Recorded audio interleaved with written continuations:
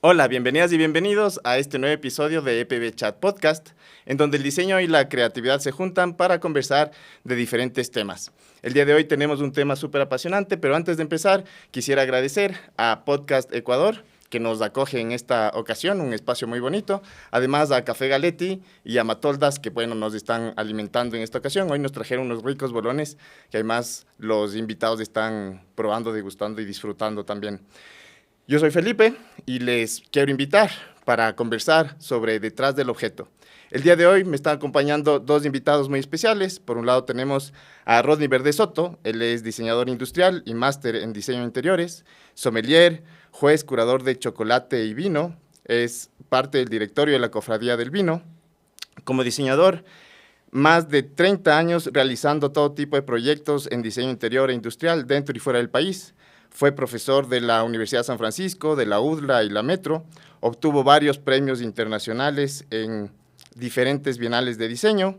Como sommelier, asesor de restaurantes y lleva un programa cultural en la Cofradía del Vino, que se llama Una Copa Con. Cada edición invitan a diferentes personas a conversar sobre diferentes temas y sus experiencias. Ya nos contará un poco en este sentido también, con invitados que están relacionados con nuestra cultura en general. También trabajó con proyectos enfocados en apoyar, rescatar los valores ancestrales de las culturas de la Amazonía y ser puente que sus productos salgan a mercados nacionales e internacionales, que es algo que le interesa mucho. Así que bienvenido, Rodney, muchísimas gracias por aceptar nuestra invitación.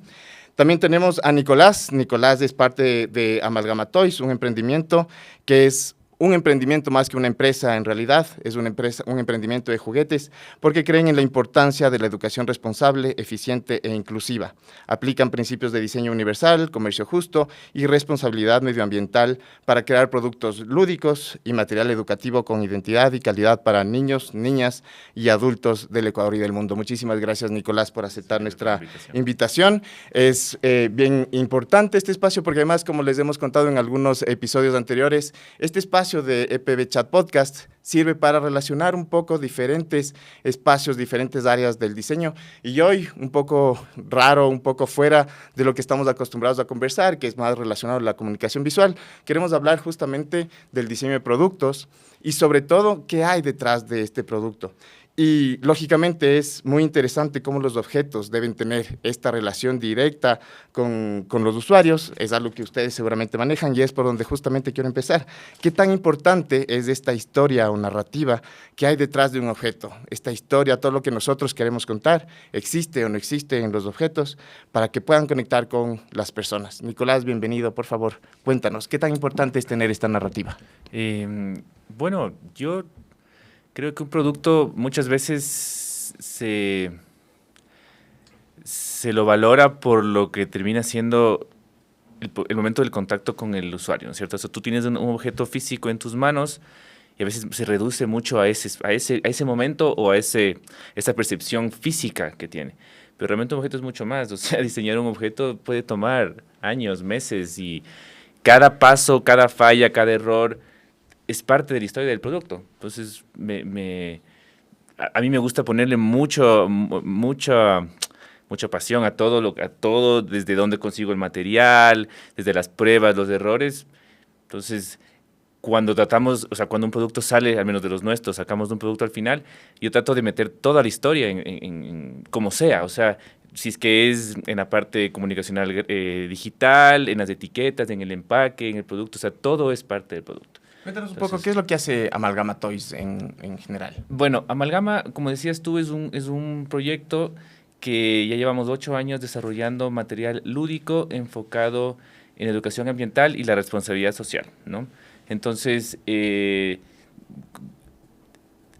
tratamos de hacer un proceso circular desde la recuperación de material, creando productos de alto valor. O sea, creemos que hay muy buena técnica en la parte de fabricación para que sean productos no solamente que te entretengan, sino que cuando, digamos, si un niño termina de jugar, el papá diga, esta pieza me la quedo como una pieza de diseño en mi sala, ¿no? ¿Qué es lo que pasa? ¿Qué es lo que no pasa? O al menos eso yo percibo, yo no soy papá, pero veo que pasa, le das un juguete de plástico, juega el niño, termina de jugar y lo regalas, o se pierden las partes. Queda en el cajón. Exacto, o sea, no hay una conexión más allá. Entonces nosotros tratamos de incluir esta historia para que una vez que cumpla su función principal, digamos, pase a una segunda función y no genere más residuos, ¿no? De ahí entra también la parte de diseño como en la parte estética funcional de los productos. Y tratamos de conectarlo con temáticas y problemáticas ambientales que están ocurriendo para que se involucren las familias, los niños entiendan desde pequeños qué está pasando con, qué sé yo, los animales marinos, ¿no? El ecosistema marino.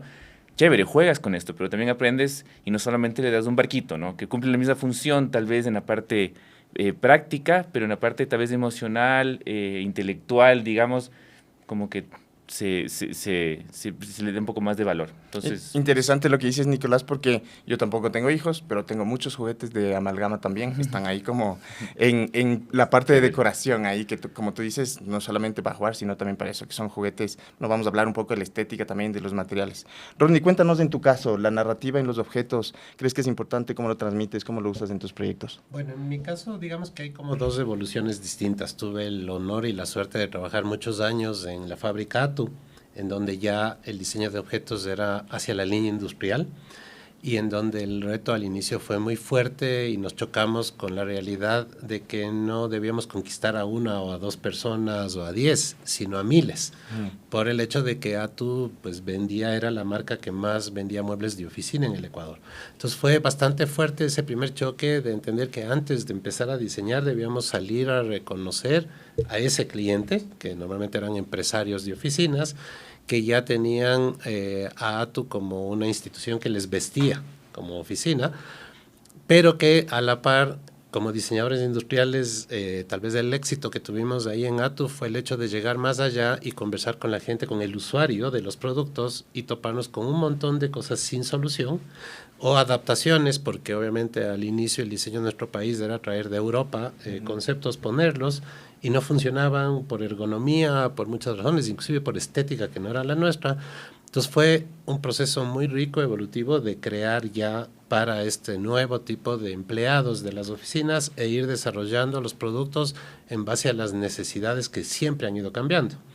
Yo tuve la suerte con ATU de trabajar primeros 5 años, entre el 93 y 98, en donde fue un boom del diseño, unos presupuestos impresionantes, viajábamos a ferias internacionales a ver cómo desarrollaban los productos y desarrollábamos con eso aquí. Tener un súper laboratorio de diseño con equipo solo dedicado a crear con nosotros y luego del respaldo de un equipo de ventas que nos pasaban las necesidades y con eso lográbamos un resultado. En ese camino entendí algo que era muy importante y es que el objeto es una persona que tiene que vestirse bien, porque tiene que, primero, que lo que justo decía Nico, visualmente si no me atrae no lo voy a comprar, no me va a llamar la atención, ¿no? En ATU no teníamos mucho ese problema porque no necesitábamos embalarlo para convencer, embalarlo para que llegue bien, sí, que esté percha, vestido, ¿no? En percha. No había percha, a pesar de que sí teníamos objetos en exhibición en los locales, pero ya al momento de comprar un proyecto no se vende uno por uno, que es el caso que a Nico sí le toca, claro. Sí, que tiene que verse bien. En nuestro caso no era solo que esté bien embalado, llegue bien vestido, pero con vestido de protección y luego que funcione a largo plazo. Ahí venía un proceso industrial ya de trabajar con la industria metalmecánica, madera, plásticos. Hubo un desarrollo increíble con fábricas ecuatorianas de por primera vez desarrollar piezas y con lo que tú decías que a veces dura mucho tiempo un proceso. Diseñar un botoncito de plástico para que haga clic perfecto en un panel duró 8 meses. Lo mismo que duró todo el proceso de todo el diseño. Y estaba diseñado todo lo demás, pero faltaba el Pero botoncito. ese botón, si no hacía el clic perfecto, iba a ser un dolor de cabeza para los usuarios y para la misma empresa que dejen de comprar, ¿no? Entonces, pensar ahí, en el caso de la industria, que sean piezas que duren 10, 20 años, y ese es el resultado que ha tenido ATU, ¿no? Todavía me encantan llegar a nuevos clientes y todos están vestidos con lo que yo había diseñado hace 20 años. Yo regresé a ATU en el 2009, yo diseñaba Bianca en Colombia, estaba viviendo allá, y me llamaron nuevamente porque ya había un reto nuevo. Y es que ATU empezó a competir a nivel internacional con compañías como Technion, Steelcase, Herman Miller. Y ahí cambió mucho, ¿no? Además ya el valor como diseñador en la empresa era otro y ya me llamaron y me dijeron, ven, necesitamos rediseñar nuevas líneas, hay que competir ya a nivel internacional y fue muy distinto el proceso, ¿no? Ya fue con otro conocimiento. Eso en el lado de la industria y desde el lado, creo que me alejo mucho y tengo mucha envidia de lo que hace Nico porque ese proceso del diseñador de jugar, de vivir y de llevar todo un viaje junto a cada objeto para que nos llegue, es maravilloso porque va llevando un alma que nos emociona. Yo no tengo ahora la suerte que tiene Nico de vivir eso. Yo hoy trabajo el diseño de productos a una velocidad muy rápida, a veces de un día para el otro, porque los clientes a los que yo les hago el diseño interior de espacios necesita soluciones de muebles específicos que sí deben generar esta relación en donde me encanta cuando hay clientes que se enamoran de su mesa de reuniones o del escritorio o de una sala o de un espacio, pero claro, es un proceso súper rápido, ¿no? Mi relación con ellos es de estar con soluciones del momento que lo necesiten. Y ahí es muy rico el trabajo del diseñador porque se tiene que volver muy elástico a hacer procesos muy rápidos para clientes como los que yo trabajo. Yo creo que me he especializado en los que necesitan todo a última hora, solucionarles a ellos el problema. Es muy emocionante, pero sí tiene una cierta frustración y cuando llego a casa y veo mis muebles emblemáticos, que algunos han ido a ferias internacionales, digo, wow, eso Nico tiene la suerte de seguir haciendo. Yo ya no vivo eso hace muchos años y me encantaría tener ese tiempo, ¿no? De desarrollar, conceptualizando con calma, pensando toda esa historia que quieres transmitir y que al final sea es una persona que te acompaña en casa. Lo que tú dices, tus objetos que están contigo ahí son amigos. Puedes estar solo, llegas y medio te saludan porque el uno tiene un color, una forma, y ahí es donde el trabajo que hace Nico es muy interesante porque generas esta relación, ¿no? El objeto pasa a convertirse en un compañero de vida en tu casa. Es interesante lo que menciona Ronnie. Justamente quisiera saber, a ver, digamos, para el público general, todo lo que nosotros vemos, todos estos elementos con los que tenemos una relación y que podemos palpar, tal vez son solamente cosas, ¿no? Son cosas, digamos, desde un punto de vista tal vez superficial. Pero ¿cómo esta cosa pasa a ser realmente esto, una persona que te acompaña? ¿Qué características debería tener un objeto para que deje de ser una cosa? Este término de que sea una persona en la casa me parece súper interesante. Obviamente lo entendemos en el proceso de creación, pero no lo había visto así, digamos, tan con nombre y apellido, digamos. Pero, o sea, repito lo que dije antes, ¿no? Yo creo que la persona entienda, o sea, que el usuario pueda entender todo lo que está detrás de las cosas y que sea congruente con el producto final, hace que un objeto no sea solamente una cosa y sea algo más cumpla un rol más importante que solamente su función para la que, digamos, fue creada, porque termina siendo una multifunción, ¿no? Que es decorativo, es de entretenimiento, es tal vez nostalgia. Es educativo. Entonces, esas cosas son, a mí y yo soy un poco obsesivo con el tema de los materiales y los residuos. ¿Ya? Yo desde chiquito me acuerdo que acumulo cosas y veo cómo le doy otra función. Entonces, el hecho de pensar que yo tengo la responsabilidad de crear un objeto que no va a cumplir una función doble o triple, a mí me causa mucha ansiedad. Entonces, ha habido veces que me dicen, ¿por qué no sacas unos carritos de madera, por ejemplo? Y digo, ok, el carrito de madera, hermoso, puede ser un carrito hermoso de madera, pero si no se alinea con estos valores que yo tal vez me puse la soga al cuello cuando empezamos el proyecto, siento que no va por ahí. Entonces, claro, ahí lo que dice Ronnie es verdad. Cuando tienes un cliente que te dice, necesito esto, tal vez no hay mucho margen donde jugar y decir, ¿sabes qué? Eso mejor no hagamos. Yo necesito esto y necesito esto. Entonces, claro, ahí pasa eso. Pero, al menos en este mundo de amalgama, que el pilar principal es el juego, porque no solo por el producto final, sino por cómo nosotros llevamos las cosas internamente con los talleres, con el equipo, con los niños, con los clientes en las ferias. Creo que eso sí nos da un poco más de margen para hacer eso, pero que ese juego tenga un norte de, a ver, el producto tiene que cumplir estos parámetros tiene que ser lo más sostenible en la parte productiva, tiene que tratar de cumplir una doble función, el empaque que cumpla otra función. Si no es el producto, el empaque, si no es el empaque, la etiqueta, o sea, ver cómo algo cumple ese parámetro para que para que no sea solamente un objeto. No sea solamente un ¿Tú qué crees, Ronnie? ¿Cómo deja de ser una cosa y se convierte en un objeto un poco más funcional? No sé. O sea, a ver, hoy creo que la tecnología nos ha llevado a entender que somos más que muñecos o robots o que nos enseñan a hacer las cosas de cierta manera y repetimos y todos vivimos así. Hoy cada vez entendemos que somos energía, que tenemos un espíritu, que detrás hay cosas que no entendemos y que el momento que yo desde el hecho de coger una taza y con mi mano sujetarla, le estoy transmitiendo energía. O lo que nos pasa entre nosotros, cuando nos saludamos y nos abrazamos, te estoy transmitiendo parte de mí y tú me estás dando parte de eso. Entonces, imagínate en el proceso de Nico, el darse el tiempo casi que como con la novia, de pasar y convivir, de irle creando, formando, es casi como hacer un hijo. Ese personaje, ya sea en mi caso que puede ser 2 o 3 días de diseño rápido y pasa a los maestros y que ellos entiendan qué es lo que quiero y que lleve esa energía y después además que esa energía esté conectada con lo que sueña el cliente, que tenga un poco de todo, termina cargando energía de varias personas. En el caso de Nico mucho más porque lleva un proceso más largo. Entonces es casi como que tienes ahorita en tu casa algo de la energía de él. Esa parte todavía no la entendemos, pero es real y está pasando. Y estamos cada vez entendiendo que lo que llevo en la casa... Yo siempre hago este ejemplo cuando tengo cliente nuevo. Me encanta que me inviten a la casa porque ahí entiendo a quién le voy a hacer algo y si no, no sé cómo manejarlo. Más complejo cuando no conoces al personaje, sino que tienes que llegar en general, que es lo que nos pasaba en Ato. Pero ahora, por ejemplo, cuando yo diseño una casa, casi condición que le pongo cuando alguien quiere que les haga todo, es necesito pasar un fin de semana con ellos. Porque ahí veo qué necesitan, quiénes de verdad son, que no es solo lo que transmiten en palabras, porque a veces cuando el cliente es de una pareja, el hombre te cuenta una historia ridícula porque no pasa nunca en la casa y te dice quiero estos muebles y después pues, no los necesitas. Ni los usas. Sí, y después tienes ahí esa cosa que nunca la utilizas, pero fue más una ilusión porque tal vez de niño no tuviste algo, ¿no?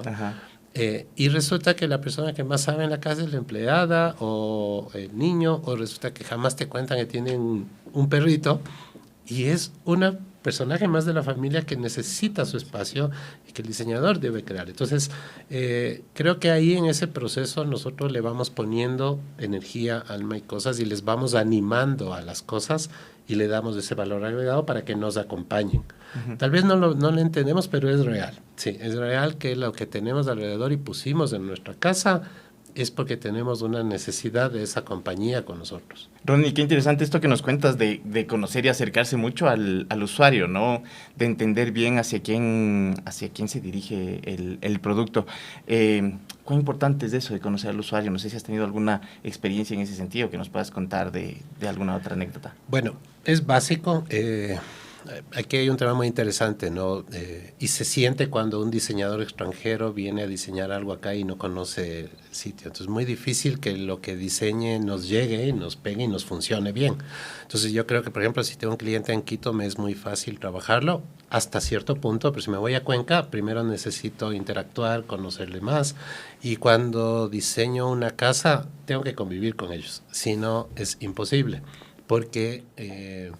cuando uno quiere hacerse su casa, tiene sus sueños, pero lo primero que hay que aterrizar es cómo vive, cómo le gusta vivir, qué no le gusta de lo que vive, y eso solo lo haces conociéndote, ¿no? Entonces es importantísimo generar esta relación, y yo creo que con casi todos los clientes que tengo, que son algunos que ya llevo años, mi relación es, como decía Pascual Salvador, un diseñador español que ya murió, el amante del cliente. El diseñador le conoce más que los demás y se logra llegar a casos tan interesantes como que el cliente de pronto te llama y ve, tengo que comprarle un regalo a mi esposa, ¿qué le doy?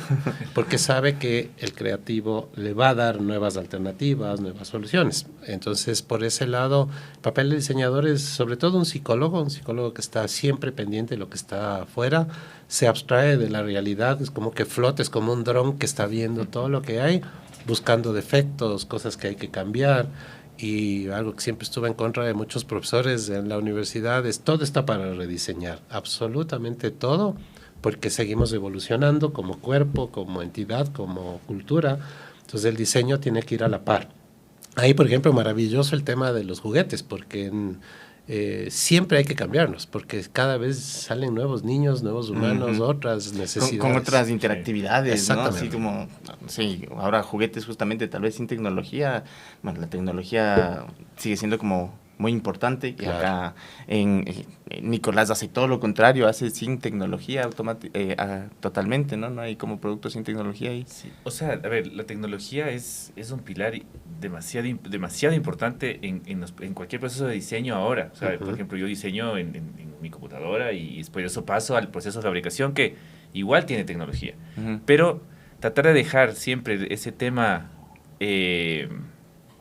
como más análogo es algo que creo que le da un valor especial a lo que hacemos nosotros, el tema más incluso porque lo que hablábamos al comienzo, yo quiero, o menos trato de que nuestros productos evoquen una nostalgia de con lo que jugábamos y jugaban antes y que nos permitía ser personas un poco más conscientes del momento, un poco que las cosas sean más lentas. El problema de ahora es, claro, todo es demasiado rápido. Y esta pasión con la que tú nos cuentas, eso es, a ver, si tú fueras la persona y la única persona que vendiera los juguetes, nos transmites esa pasión, ¿no es cierto? Y es lindísimo escucharte hablar y educarnos no solamente usando el juguete, sino también cuando tú nos cuentas la historia de cómo ha sido, qué pasa cuando otra persona es la encargada de vender tu producto, porque supongo que, bueno, sé que los venden en diferentes lugares también, ¿no? Sí, o sea, a ver, ahí lo que hablábamos igual al comienzo, ¿no? Como cuando no hay una conexión o un entendimiento real de todo el proceso del producto, termina siendo solo un producto. Entonces va una persona a una juguetería y te dicen, ¿y esto qué es? Yo he pedido a familiares, como que puedes ir a ver y preguntar cómo te va con este producto, y me cuentan como, sí, me dijeron que es un juguete para un niño de 3 años. Ya, un juguete más. Es un juguete. Para empezar, a mí no me gusta la palabra juguete porque siento que lo limita mucho a el entretenimiento, distracción de un niño. Cuando no es así, es un objeto de interacción, de interacción familiar entre, qué sé yo, de una pareja, si estás jugando cartas, o sea, cosas así, es una actividad, es una experiencia, a fin de cuentas, es un conector. Pero claro, cuando o sea, eso es una dificultad que tenemos a veces de no poder estar en todos los lugares. A mí me encanta ir a las ferias, por ejemplo. Y hay gente que me dice, ¿por qué te matas yendo a las ferias si tú deberías estar tal vez haciendo cosas ya más estratégicas? Me encanta, es porque claro, es un estudio de mercado uno a uno con el cliente para poder explicarle un poco más del todo, pero también entender de primera mano, bueno, ¿y por qué te gusta por qué te gusta a ti la ballena y no te gusta el jaguar? O sea, ¿te gusta más ver las cosas del mar? ¿Te gusta más de este material? ¿Te gusta que tenga imanes? ¿No te gusta el tamaño, que sea más chiquito, más grande? Vas entendiendo cosas más de primera mano. Y estás vendiendo además no solamente objetos, sino las historias que están detrás de los objetos. Claro. Y qué reto competir contra un iPhone, contra un iPad. Eso es fuerte, ¿no? O sea, ¿cómo logras que de aquí el niño diga, ok, no, me paso a jugar con otro? ¿No? Sí, nosotros, verás, yo tuve la suerte de, en el 2022 nos seleccionaron para irnos a Israel con el gobierno de turno, como los 50 emprendimientos más importantes del Ecuador, ¿ya? Enfocados en tecnología, ¿ya? Era una inmersión como tecnológica. Una feria tecnológica. No era una feria, fue una inmersión tecnológica porque el gobierno estaba abriendo esta oficina de innovación en Israel. Israel es la cuna de la tecnología, o sea, de los 50 que fuimos, 49 eran empresas que estaban ya metidas en el tema tecnológico, la fintech, edtech, todo el tema tech. Y yo fui con mi juguetito de madera, ¿sí, no? Entonces, claro, yo fui y fue impactante porque era como ver un capítulo de Black Mirror. Sí, digamos, como camina solo. O sea, una cosa que solo era impresionante, o sea, fue impresionante. Y en un punto, yo, claro, ya me cogió no un ataque de ansiedad o algo así, pero fue como, ¿qué estoy haciendo aquí? O sea, si yo lo que más quiero rescatar, porque me decían, perfecto, tú entonces puedes optimizar los procesos de fabricación para que sea mucho más rápido y mejor la calidad, qué sé yo, ¿no? Más estandarizado además, porque la estandarización es súper tecnológica. Decía, pero, o sea, lo mío es que sean todos diferentes, que sean hechos por artesanos diferentes. ¿Qué hago aquí? Entonces, tuve una conversación con una persona que me dijo, no te preocupes, o sea, verás, el movimiento high-tech Esto tuvimos esta conversación una vez, ¿te acuerdas? Sí. Y esto es algo que yo siempre cuento en las historias. O sea, porque incluso ponemos en etiqueta un término que ya les voy a decir, que me decía, el movimiento tech y el high-tech no va a parar. Todo va a seguir siendo más y más y más y más rápido y el high-tech va a seguir subiendo. O sea, no puedes irte en contra de eso. Pero a la par de que sigue creciendo el high-tech, va a seguir un movimiento que se llama el high-touch. Yo sí me quedé pensando, el high-touch, ¿no? De tocar. Claro, y tú estás ahí, tú estás anclado al high-touch, porque el high-touch también va a subir. La gente cada vez va a necesitar más estos contactos con cosas naturales, experiencias más naturales. Entonces tú no te preocupes, o sea, no vas a tener el mismo volumen que un tech, claro, pero la gente va a valorar más estas cosas. Entonces eso a mí me cambió la percepción de todo. Entonces de hecho las etiquetas ahora dicen siempre, o sea, somos high-touch memories, o sea, son memorias high-touch. Entonces ahí entraba con Sophie, que es una amiga que tenemos en común, con Rodney, que es mi socia. Algún día que viajábamos, hablábamos, y fue como, yo trato de que tenemos 5 sentidos, que mientras más sentidos involucren un objeto, es más potente la experiencia. Si tú llegas a meter los 5 sentidos, tú creas un sexto sentido, y el sexto sentido es la memoria. Entonces, ese es como que tratamos de meter siempre esta parte media romántica, más purista en la creación de los productos, y no sé, creo que vamos de buen camino porque yo siento que la gente sí conecta con esto que decimos, ¿no? O sea, es básico eso porque creo que hay una cosa que es bueno tomar en cuenta. Fuimos muy distintos antes de pandemia. Era para la mayoría de humanos lo más importante una marca, más inclusive que si te funcionaba desde la ropa y los objetos, es que tengan un logotipo, una marca y lucías marcas. La pandemia nos hizo dar cuenta que no sirven para nada, o si tienes un supercarro y no lo puedes sacar, pues no puedes hacer nada. Y ahí, hasta cierto nivel, generamos un despertar de la conciencia y nos dimos cuenta que lo que necesitamos es conectarnos y vivir experiencias. Que y las ahí marcas es donde cambia. No sirven de nada si no estás conectándote con alguien. Exactamente. ¿Sí? Y puedo tener ahí cualquiera de las marcas al lado, pero no hablo con eso, no tiene nada que ver conmigo, no es de aquí, no me conecta. Entonces hoy hay una transformación y a la par en nuestro país está pasando algo muy fuerte con la gastronomía. Y la gastronomía nos está haciendo ver que podemos comer con conciencia, disfrutar sabor, aromas, que activan nuestros sentidos y en donde los objetos son vitales. Entonces, hoy creo que vajillas, por ejemplo, son básicas en nuestro país desarrollar para que mi experiencia de alimentarme sea ese amor que le siento como tienen los peruanos con su gastronomía, y más aún en un país en donde tenemos una variedad mucho más grande. Entonces, es vivir la experiencia, ¿sí? Y hoy la gente está buscando mucho el ya no comprarse una cosa que no le cuenta nada, sino comprarse algo que viene con todo un montón de historias atrás.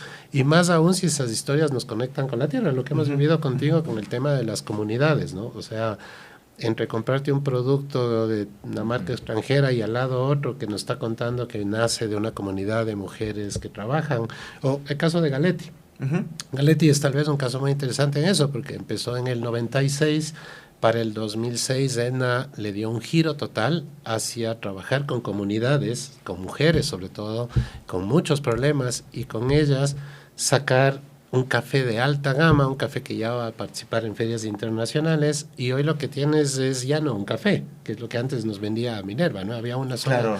Hoy te vas a Galetti y tienes una gama de productos con diferentes experiencias aromáticas, de sabor, y ya no es lo mismo. Y casi que puedes tomarte un día que estás triste, un volcán de los Andes. Porque además le están metiendo mucho eso también a los chocolates, café.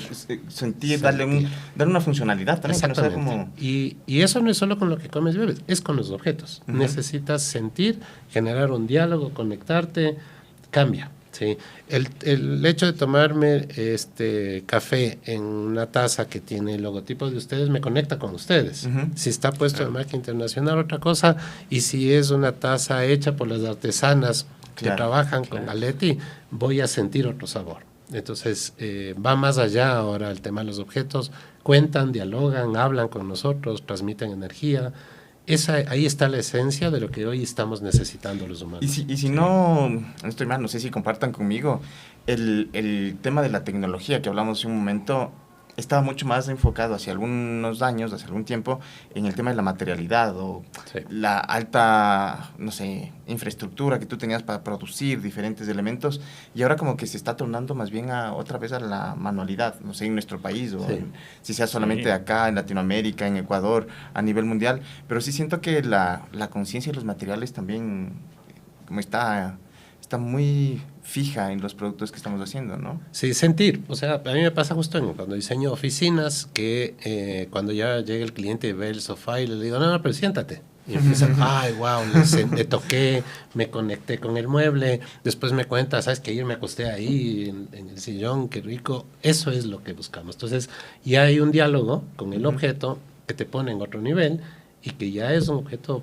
parte tuya, o sea, ya se convierte. Y además tomar en cuenta mucho a los productores, tú lo decías, además Amalgama trabaja con artesanos, entonces creo que también pensar mucho en las personas que los producen es importante, ¿no? ¿Cómo lo hacen en Amalgama? O sea, verá, nosotros, solo para no perder el hilo de lo que dices ahorita de la interacción, a nosotros nos pasa, por ejemplo, en ferias, que van los papás, ¿no? Con los niños, y los papás tienen terror de que los niños toquen cosas, porque rompen, porque les pasa, ¿no?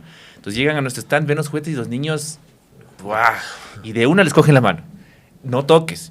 Y nosotros lo que hacemos es ponemos una caja de juegos, ahí a un ladito, es como que, señora, por favor, juegue. Es más, si quiere dejarle aquí a su hijo un rato, y si quiere dar una vuelta, déjela, aquí le vamos a pintar. Mira. Entonces hay un contacto para empezar. Y en esta experiencia, en este sentir, nosotros algunas veces hemos llevado a artesanos a las ferias para que estén ahí tallando, estén pintando, puedan comer. Porque si no, todo eso detrás que es tan valioso, es tal vez más valioso que el producto final, claro. La gente se entera. Entonces, y la gente sí valora eso. Y valora, claro, porque te das cuenta, te das cuenta, no sé de qué te das cuenta, pero despiertas más atributos que le dan más valor a lo que estás viendo, comprando. Entonces dices, ok, a ver, este producto que es de este tamaño me cuesta $30, en el juguetón hay un producto 10 veces más grande que cuesta 20, porque es de plástico, pero este producto estoy bien, quiero esto. Ya no es solamente el juguete, sino es como toda la historia, el productor. Pero ahí entra justamente lo que hablábamos también al comienzo, de cómo, sin tener que estar matándote tú al lado de tus productos todo el de 24 horas, 7 días a la semana, para que la gente se entere de qué está ahí. ¿Cómo diseñas una experiencia comunicacional para que el producto hable solo y te cuente esas cosas? Entonces, ahí ese es otro reto de diseñador que todas las marcas necesitan, ¿no? El diseñador lo entiende porque lo viven en su día a día, tal vez brindando el servicio y diseñando sus cosas, pero hay otras marcas que no se dan cuenta que tienen unos productos de un nivel demasiado alto, pero creen que el producto es todo. Se dan cuenta que tienen todos estos atributos de los cuales aprovechar para darle más y más y más valor. Entonces, no sé, en Ecuador tenemos la mejor materia prima del mundo, me atrevo a decir, pero competimos por precio. Claro. Quien vende más barato, es una locura. Sí. Es una locura. Yo creo que además es porque no estamos acostumbrados a escuchar las historias, porque estamos como acostumbrados más bien al objeto como tal, a cumplir una necesidad. Viene el producto del extranjero y cubre la misma necesidad que el que estoy produciendo aquí, pero me cuesta, no sé, 3 veces menos. Preferimos eso, ¿no? Que sin que nos cuenten tanto las historias. Sí.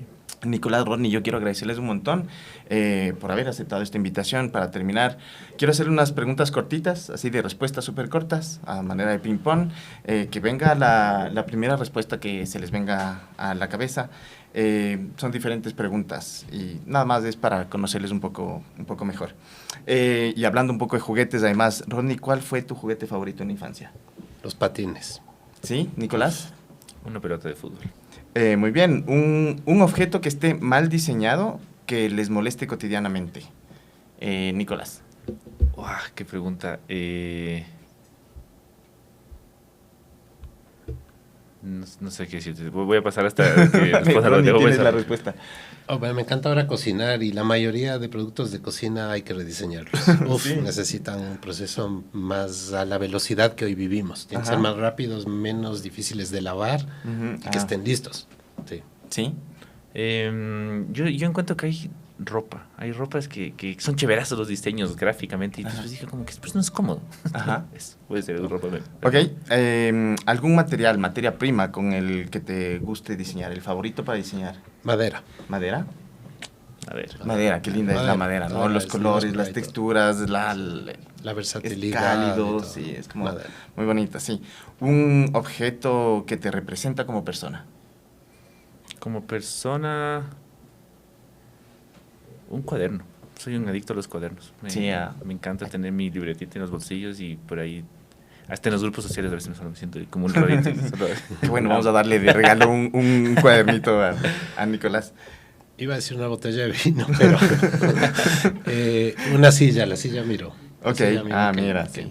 Que ha sido siempre un emblema que me ha acompañado y me ha abierto puertas a nivel mundial. Sí, muy representativo tuyo, además, lo relacionamos mucho contigo. Un objeto cotidiano que merece un rediseño urgente, ya lo dijiste. Sí, los procesadores de cocina, todos los equipos de cocina necesitan rediseño para que sean más rápidos y funcionales. ¿Sí? ¿Tú qué dices, Nicolás? Yo diría que las mochilas, los bolsos, siento que ahí también podrían cumplir otro tipo de funciones. Y desde muchos puntos de vista, ¿no? La ergonomía, la materialidad incluso. Rodney, Nicolás, otra vez muchísimas gracias por estar acá, por aceptar nuestra invitación. Queremos agradecer nuevamente a The Podcast de Ecuador por abrirnos esta puerta a la conversación que hemos tenido hoy, a Galetti y a Matoldas, también por mantenernos un poco despiertos el día de hoy también. Nos vemos en el próximo episodio y no se olviden de seguir las redes de Ecuador Post Terminal, @Ecuador Post Terminal en todas las redes sociales y también www.ecuadorpostterminal.com. ¿Y la tuya? Sí, ¿dónde les podemos seguir? Para que vean. Pueden seguirnos, gracias por el recordatorio, en amalgamatoys.com, es la página web de Amalgama, y en las redes igual Amalgama Toys. Se puede comprar por redes también. Sí, sí. Son unos juguetes lindísimos. Los que no conocen todavía Amalgama, además de que son lindísimos, ya ven que cuentan unas historias súper lindas. Sí, Rodney. sí. Yo como Rodney Verde Soto en Facebook, Instagram, en diseño, y Rodney Sommelier en el tema de todo lo que es experiencias culinarias y de bebidas. Chévere, muchísimas gracias. Que esté muy bien. Nos vemos en el próximo episodio.